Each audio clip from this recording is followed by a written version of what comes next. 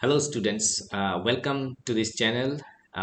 आज के क्लास में हम लोग क्लास 11 का जो चैप्टर है यूनिट्स एंड मेजरमेंट, उस चैप्टर में से एक इम्पॉर्टेंट टॉपिक प्रोपागेशन या फिर उसका और एक नाम है वो है कम्बिनेशन ऑफ एरर।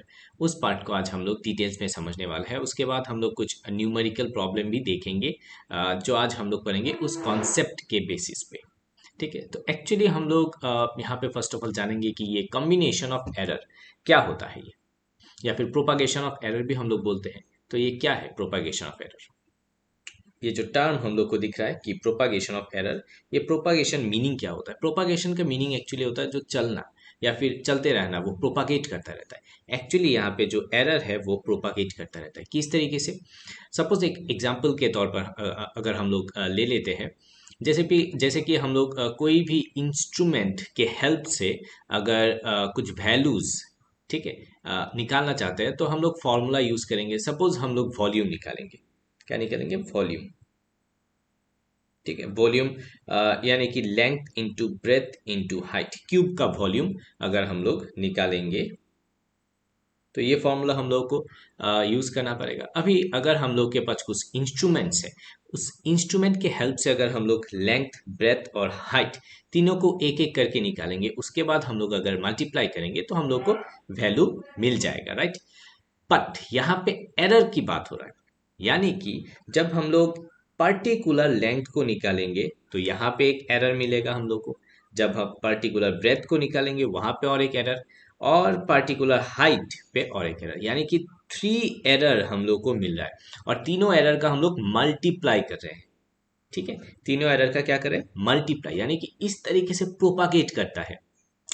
एक मेजर्ड वैल्यू जो पूरे फॉर्मूलाज पे यूज होता है, ठीक है, यानी कि एरर पार्ट जो हम लोग बोल रहे हैं, जो मेजर्ड एरर पार्ट है वो प्रोपागेट करता रहता है सारे फॉर्मूला में। अगर हम लोग किसी, ये जो वॉल्यूम है, वॉल्यूम का फॉर्मूला किसी और फॉर्मूला में बिठाएंगे तो उस फॉर्मूला में भी हम लोग को वो यही एरर पार्ट यहाँ पे प्रोपागेट करता जाएगा।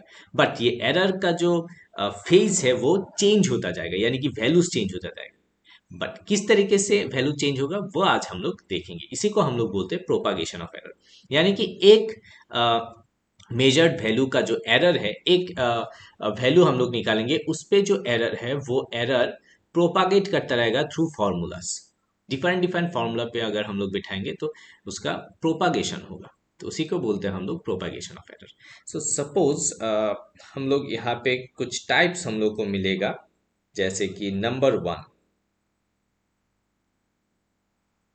वन जहां पे सम होगा। सपोज दो वैल्यू मैंने निकाला, ए और एक वैल्यूज है और एक वैल्यू है बी, और इन दोनों का सम मैंने किया। सपोज जेड, जेड हो गया ए प्लस बी, दोनों का सम। तो हम लोग एरर को किस तरीके से लिखेंगे? यानी कि यहाँ पे जो सम होगा, इनमें सपोज जो एरर है वो है प्लस माइनस डेल्टा ए में, और बी में है प्लस माइनस डेल्टा बी। ठीक है, ये है एरर किसमें? ए में और बी में। अभी हम लोग जेड में एरर निकालेंगे सम करने के बाद। ठीक है, तो जेड में जो एरर निकल के आएगा, एक्चुअली जेड जो है वो तो है यहाँ पे, ये वैल्यू निकल के आ गया, यानी कि ये वैल्यू जो मेन वैल्यू है, इन दोनों का प्लस करने से तो हम लोग को मेन वैल्यू मिल जाएगा। बट एरर का क्या करेंगे? कि एरर का क्या करेंगे हम लोग? एरर को हम लोग यहाँ पे देखिए, जो डेल्टा जेड है, जो हम लोग बोलेंगे एरर, कॉम्बिनेशन ऑफ एरर, वो हो जाएगा delta A plus delta B. याद रखिए कि एरर जो है ऑलवेज प्लस होता है, सम होता है। एंड इसका हम लोग क्या नाम देंगे? This is absolute error. ठीक है, तो इस तरीके से हम लोग जो मेजर्ड अल्टीमेट वैल्यू है, उस वैल्यू में कितना एरर आएगा वो हम लोग निकाल पाएंगे। चलिए और एक एग्जाम्पल के तौर पर देखते हैं। Suppose in case of number 2, suppose z को हम लोगों ने क्या किया? a माइनस बी, यानी कि डिफरेंस निकाला। तो फिर अगर हम लोग डिफरेंस करेंगे तब डेल्टा z का वैल्यू किस तरीके से आएगा? याद रखिएगा, याद रखने वाला बात है कि propagation of error always sum होता है। ठीक है, यानी कि यहाँ पे delta A plus delta B होगा। This is the formula. Always क्या होगा, ऑलवेज सम होता है, ऑलवेज सम होता है, ठीक है।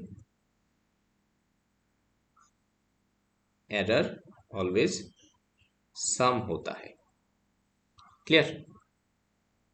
ये याद रखने वाला बात है। अगर अभी तो हम लोगों ने सम किया या फिर डिफरेंस किया, अभी अगर सपोज नंबर 3 पे हम लोगों को दिया है कि z equal to a into B, यानी कि प्रोडक्ट, ये किसका था, ये था सम, समेशन का सम।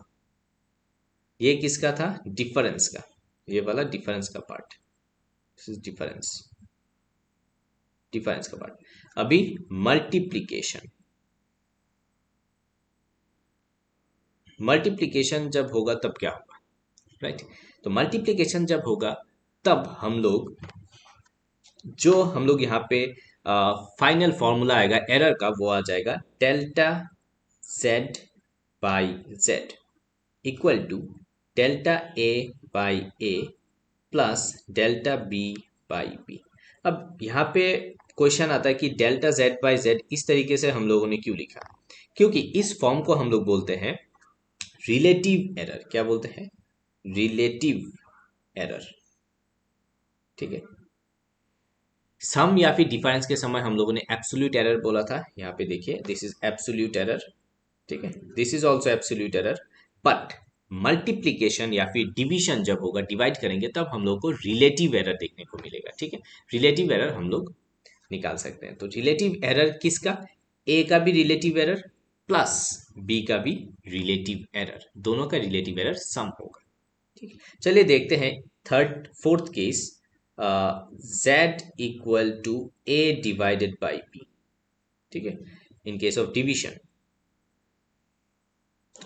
डिवीजन के केस पे क्या होता है, कॉम्बिनेशन ऑफ एरर, तब हो जाएगा delta z by z equal to delta a by a plus delta b by b, exactly same, किसके जैसा, पहले के जैसा। डिवीजन में भी propagation of error relative error का सम होता है, ठीक है। ये फॉर्मूला याद रखना है आप लोगों को। तो ये जो पोर्शन है इसको हम लोग क्या बोलते हैं, रिलेटिव एरर, याद रखना है, इसको रिलेटिव एरर बोलते हैं। अगर रिलेटिव एरर के साथ मल्टीप्लाई कर देंगे 100, वो हो जाएगा परसेंटेज एरर, ठीक है। परसेंटेज एरर हम लोग को मिलेगा। ये तो परसेंटेज निकालने के लिए बहुत इजी एक फॉर्मूला है, प्रोसीड्योर है। लास्ट 5th नंबर पार्ट, अगर suppose z equal to, suppose यहाँ पे एक बहुत बड़ा फॉर्मूला है, ठीक है, जैसे कि नहीं, अगर हम लोग एक सिंपल सा एग्जांपल ले लेते हैं a to the power n, अभी एक्सपोनेंशियल फॉर्म में, एक्सपोनेंशियल फॉर्म में अगर होता है फॉर्मूला, तब हम लोग इसका एरर का पार्ट कैसे निकालेंगे, बहुत ईजी है, सिंपल है, इस तरीके से डेल्टा z बाई z, यानी कि रिलेटिव एरर इक्वल टू, जो ऊपर का जो एक्सपोनेंट का जो वैल्यू है, पावर टू द पावर जो वैल्यू है, वो आ जाएगा सामने n into delta A by A, very simple. क्योंकि इसका जो डिराइवेशन पार्ट अभी हम लोग नहीं दिखा रहे, डिराइवेशन पार्ट जो है, इसका डिराइवेशन पार्ट में हम लोग डिफरेंशिएशन यूज करते हैं, तो इसके कारण एक्चुअली डिफरेंशिएशन और उसके बाद लॉगरिदमिक कुछ फॉर्मूलाज यूज करते हैं, इसलिए इस तरीके का आ जाता है, पावर नीचे यानी कि मल्टीप्लाई हो जाता है यहाँ पे, ठीक है। सपोज अगर हम लोग एक फॉर्मूला यहाँ पे ले लेते हैं 6th, z equal to A square B cube divided by, अभी मल्टीप्लीकेशन है, पावर है, और अभी डिवीजन भी कर रहे हैं, c टू द पावर 3/2। अगर सपोज इस तरीके का फॉर्मूला हम लोग को मिला, तब प्रोपागेशन ऑफ एरर किस तरीके से होगा, वेरी सिंपल है, डेल्टा z बाई z। हम लोग को क्या पता है कि ऑलवेज सम होता है, रिलेटिव एरर भी। तो यहाँ पे a के ऊपर कितना है, पावर है 2, तो यहाँ पे 2 multiply by delta a by a plus, ठीक है। b के ऊपर कितना है 3, यानी कि 3 मल्टीप्लाई बाई रिलेटिव एरर और b। उसके बाद c में कितना है 3/2, यहाँ पे भी प्लस हो जाएगा, delta c by c। So this is the ultimate formula हम लोग को मिला। बहुत इंपॉर्टेंट फॉर्मूला, इसके हेल्प से बहुत न्यूमेरिकल्स आते हैं, जेई मीन्स, नीट या फिर बोर्ड एग्जाम में भी आते हैं, तो इसलिए ये फॉर्मूला बहुत इंपॉर्टेंट हो गया है। सो चलिए हम लोग अभी कुछ न्यूमेरिकल प्रैक्टिस करते हैं इसी कंसेप्ट के बेसिस पे, ठीक है। चलो ये देखो क्या दिया है कि R1 एक रेजिस्टेंस है जिसका वैल्यू है 100 प्लस माइनस 3 ओम, यानी कि इसको actually R plus minus delta R इस फॉर्म में हम लोग सोच सकते हैं, ठीक है। तो delta R is the absolute error, okay. So इसको भी इस फॉर्म में समझ सकते हैं, R2 R connected in series, series में कनेक्ट किया गया। What is there equivalent resistance? अभी इक्विवेलेंट रेजिस्टेंस आर इक्विवेलेंट तो हो जाएगा, कितना है, 100 मेन वैल्यू है प्लस 200 यानी कि 300 ओम। बट नहीं, क्योंकि यहाँ पे हम लोगों ने एरर का जो कैलकुलेशन है वो हम लोगों ने नहीं किया है। तो एरर का कैलकुलेशन किस तरीके से करेंगे, देखिए, delta R equivalent equal to, यहाँ पे क्या आ जाएगा, delta R1 plus delta R2। So delta R1 कितना है, 3 प्लस 4 यानी कि 7। This is relative error. तो हम लोग अल्टीमेटली आर इक्विवेलेंट को क्या लिखेंगे, 300 प्लस माइनस 7। ये हो जाएगा हम लोग का अल्टीमेट आंसर। समझ में आ गया?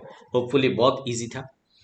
प्रोसीड्योर को याद रखना है किस तरीके से हम लोग करते हैं, दिस इज मोस्ट इंपॉर्टेंट। सो एक हम लोगों ने कर लिया कि समेशन पे हम लोग किस तरीके से relative error, sorry relative error, yes relative error बाद में आएंगे, एब्सोल्यूट एरर या फिर कॉम्बिनेशन ऑफ एरर को किस तरीके से लिखते हैं। Next question, initial and final temperature of water are, ये है इनिशियल टेम्परेचर, ये है final temperature. What is the rise in temperature, यानी कि कितना राइज हुआ, राइज तो हुआ 18 से 40 गया, तो कितना राइज हुआ, डिफरेंस करेंगे, यानी कि राइज, सपोज टी हम लोग दे देते हैं कि टी टेम्परेचर राइज हुआ, तो टी टेम्परेचर क्या करेंगे, 40 minus 18 which is 22 degree C, ये तो है टी। अभी डेल्टा टी क्या करेंगे, delta T will be equal to, इसको अगर हम लोग T1 plus minus delta T1 लिखते हैं इस तरीके से, तो यहाँ पे डेल्टा T1, सिमिलरली इसको डेल्टा T2 अगर हम लोग पकड़ते हैं इसको, तो डेल्टा T2, तो क्या आ जाएगा, डेल्टा T1 कितना था, 0.5 plus 0.3 which is equal to 0.8। So T को हम लोग किस तरीके से लिखेंगे, 22 plus minus 0.8 degree C. This is the ultimate expression what we need, ये है आंसर, ठीक है। बहुत सिंपल है, बहुत इजी है। सम का हो गया, डिफरेंस का हो गया, अभी डिवीजन का हम लोग करेंगे। यहाँ पे क्या है, resistance equal to V by I हम लोग को पता है, V का वैल्यू दिया है एंड I का वैल्यू भी दिया है। फाइंड द परसेंटेज एरर, यानी कि परसेंटेज एरर अगर हम लोग निकालेंगे, फर्स्ट ऑफ ऑल हम लोग को रिलेटिव एरर निकालना होगा, रिलेटिव एरर।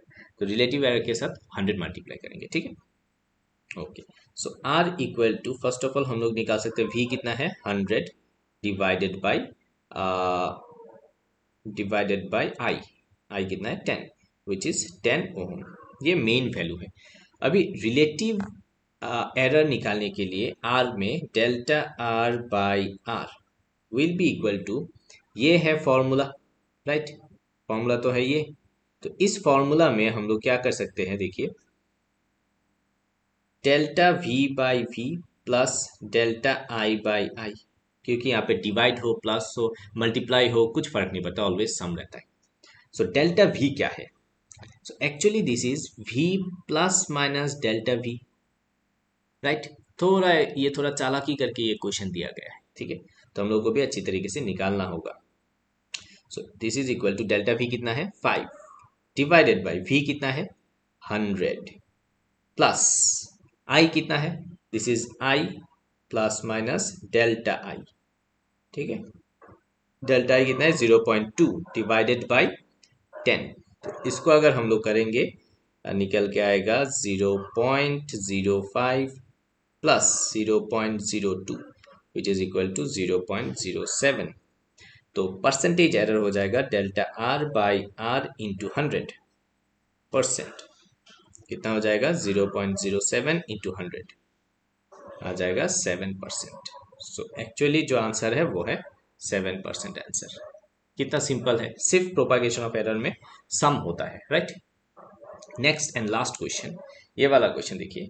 यहाँ पे जो फॉर्मूला दिया गया है वो है this x is this, if the percentage error in ABCD में percentage error 4 2 3 1, then the calculate percentage error in x में percentage error कितना आएगा।